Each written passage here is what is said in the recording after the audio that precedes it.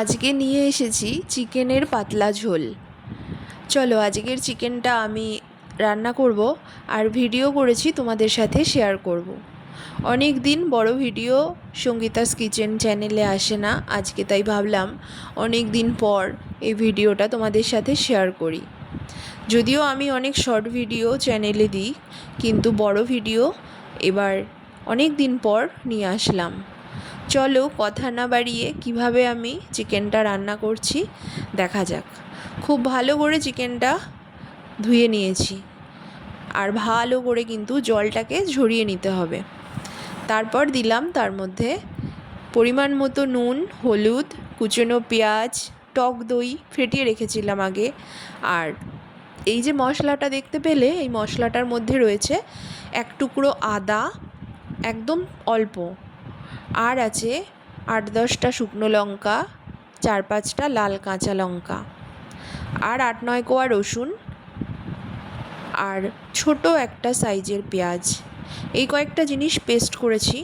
সেই পেস্ট থেকে কিছুটা মশলা দিয়ে আর বেশ খানিকটা সর্ষের তেল দিয়ে ঘন্টাখানেক আমি কিন্তু ম্যারিনেট করে রেখে দিয়েছি। আর বাকি পেস্ট করা মশলাটা কষিয়ে নেব কড়াইতে দিয়ে, তার জন্য রাখা আছে। প্রথমে আলুটা ভালো করে ভেজে নেব লবণ দিয়ে। হলুদ দিয়ে ভাজলে পুড়ে যায় খুব তাড়াতাড়ি, তাই শুধু নুন দিয়েই আমি আলুটা কিন্তু ভেজে নিচ্ছি। আর চিকেনে কিন্তু সর্ষের তেল বেশি করে একটু দিতে হয়, আর শুকনো লঙ্কা বাটা এই দুটো, আর নুনের পরিমাণটা যদি একদম ঠিক থাকে দুর্দান্ত খেতে হয়। আর আমি যেভাবে রান্না করেছি একদম পারফেক্টলি, আমি যা যা বললাম সেটা আমি মেনটেন করেই করেছি। তোমরাও এভাবেই যদি করো, খেয়ে দেখবে দুর্দান্ত খেতে লাগে। দেখো আলু আমার কিন্তু অলরেডি ভাজা হয়ে গেছে। এবার আমি আলুগুলো একে একে একটা পাত্রে তুলে রাখছি। আমি কাঁচা আলু দিয়ে কখনোই রান্না করি না, অনেকেই করে। আমি সবসময় আলুটা একটু ভালো করে ভেজে নিই। আলু ভাজা হয়ে গেছে। এরপর আমি কড়াইতে দিয়ে দেব গোটা দারচিনি, এলাচ, লবঙ্গ। একটু খুন্তি দিয়ে ভালো করে নেড়ে চেড়ে নেব, একটু ভালো একটা স্মেল আসবে এটার ভাজার। এরপর এর মধ্যে তেজপাতা গোটা আর গোটা শুকনো লঙ্কা দিয়ে, তেজপাতা আর শুকনো লঙ্কা এই দুটোকেও আমি খুব ভালো করে একটু লাল লাল করে নেব। সেই পর্যায়ে দিয়ে দেব কুচনো পেঁয়াজ। আমার এখানে 1 কেজি চিকেন আছে, সেই অনুযায়ী আমি মশলা করেছি। আর খুব বেশি মশলা দিইনি। ওই যে বললাম, শুকনো লঙ্কা মানে ঝালের পরিমাণটা, আর নুন আর তেলটা, এই তিনটে যদি ঠিক থাকে, অল্প মশলা দিয়েই এই রান্নাটা কিন্তু দারুণ টেস্টি হয়। পেঁয়াজটা একটু ব্রাউন কালার হয়ে এসছে। এবার আমি কিউব করে কেটে রাখা 2টো বড় টমেটো আমি দিয়েছি এর মধ্যে।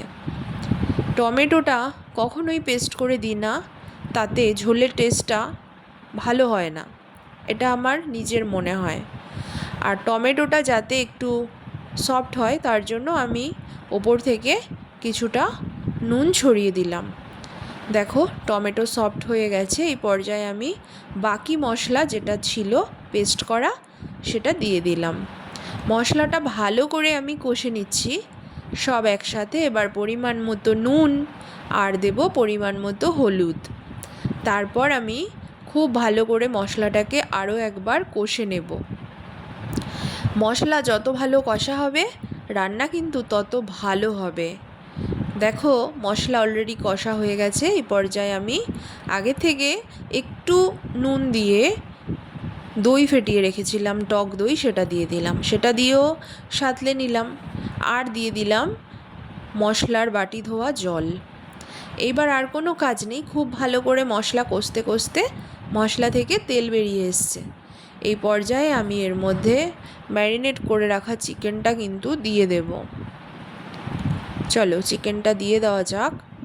এই দেখো আমি চিকেন দিয়ে দিয়েছি।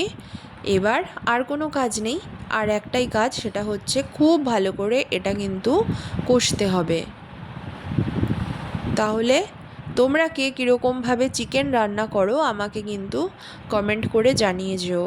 আমার রান্নার পদ্ধতিটা এইরকম, আর খেতে কিন্তু এরকমভাবে দারুণ লাগে, তোমরা করে খেয়ে দেখো।